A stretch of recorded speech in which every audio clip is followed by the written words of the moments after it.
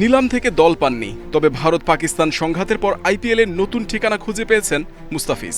সামাজিক মাধ্যমে দিল্লি ক্যাপিটালস চমক দিয়েছে, মৌসুমের বাকি অংশের জন্য নিয়েছে ফিজকে।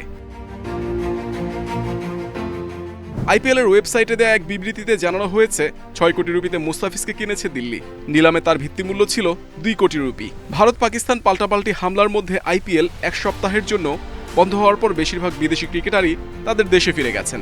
দিল্লি জানিয়েছে Australian opener Jake Fraser McGurk ব্যক্তিগত কারণ দেখিয়ে আর খেলবেন না বলায় তার জায়গায় মুস্তাফিজকে নেওয়া হয়েছে। বাঁহাতি এই পেসার দিল্লি ক্যাপিটালসের হয়ে আগেও খেলেছেন। ২০২২ ও ২০২৩ আসরে ফ্র্যাঞ্চাইজিটির হয়ে মোট ৯টি উইকেট নিয়েছিলেন। এর আগে পরে Sunrisers Hyderabad, Mumbai Indians, Rajasthan Royals ও চেন্নাই সুপার কিংস মিলিয়ে আইপিএলে মোট ৫৭ ম্যাচ খেলে ৬১ উইকেট নিয়েছেন কাটার মাস্টার। মুস্তাফিজই এখন বাংলাদেশিদের মধ্যে সবচেয়ে বেশি টাকায় আইপিএলে ডাক পাওয়া ক্রিকেটার। এর আগে ২০০৯ সালে $৬ লাখ দিয়ে মাশরাফিকে কিনেছিল কলকাতা নাইট রাইডার্স। এবার তা ছাড়িয়ে গেলেন মুস্তাফিজ।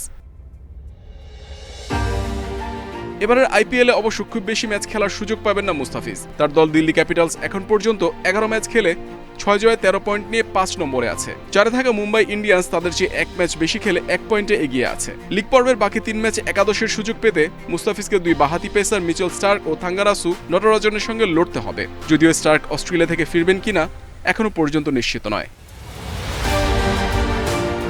কিন্তু মুস্তাফিজ কিভাবে খেলবেন আইপিএলের ম্যাচ?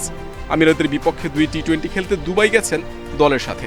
সেখানে ১৭ ও ১৯ মে ২ ম্যাচ খেলবেন। ওদিকে আইপিএলের লিগ পর্বে দিল্লির শেষ ৩টি ম্যাচ হবে ১৮, ২১ ও ২৪ মে। কাজে আমিরাতে সিরিজ খেললে দিল্লির হয়ে প্রথম ম্যাচ খেলতে পারার কথা নয় মুস্তাফিজের। তবে ১৯ মের পর তিনি চাইলে ও বিসিবি অনাপত্তিপত্র দিলে মুস্তাফিজ আইপিএলে যোগ দিতে পারেন।